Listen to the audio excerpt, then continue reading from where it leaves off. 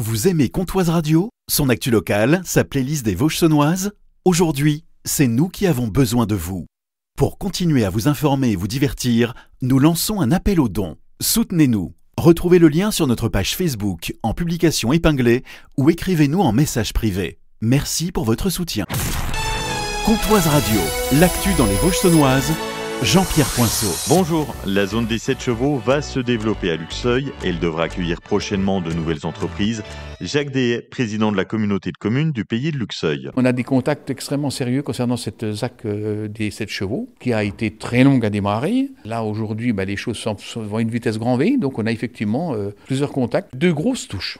Une chose est certaine, et c'est pas pour faire du cocorico, mais le pays de Luxeuil, au jour d'aujourd'hui, intéresse. 2 entreprises et surtout à la clé, des emplois. Pour nous, les élus, c'est notre cheval de bataille. Trouver de l'emploi, c'est extrêmement important. Après une implantation comme ça, c'est vraiment très très intéressant, bien sûr. Aujourd'hui, c'est le grand jour pour 5 apprentis au Saunois. Ils participent au WorldSkills 2025 à Dijon. C'est la plus grande compétition des métiers au monde.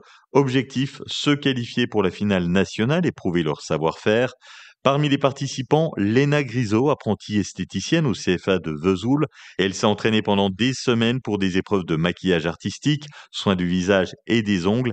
Elle explique que c'est un métier de précision et de passion. À ses côtés, Gaëtan concourt en cuisine, Ulrich en boucherie, Louison en technologie automobile et Étienne en carrosserie. Bonne chance à eux.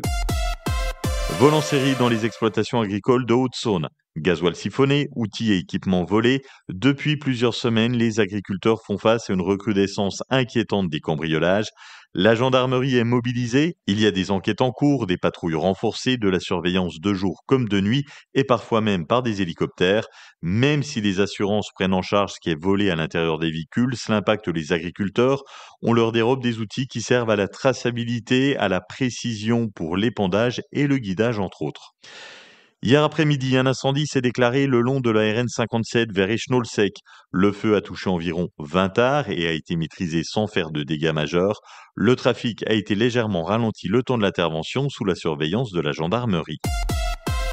Vendredi 18h, c'est la fête du printemps à la MFR de Fougerolles. Le programme avec Tiffany qui est en terminale Sapat. Un DJ, une buvette, une petite restauration avec des sandwichs chipolard merguez, des crêpes, un repas franc-comtois avec des produits locaux uniquement. La création de cet événement s'inscrit dans le cursus des étudiants pour la partie animation.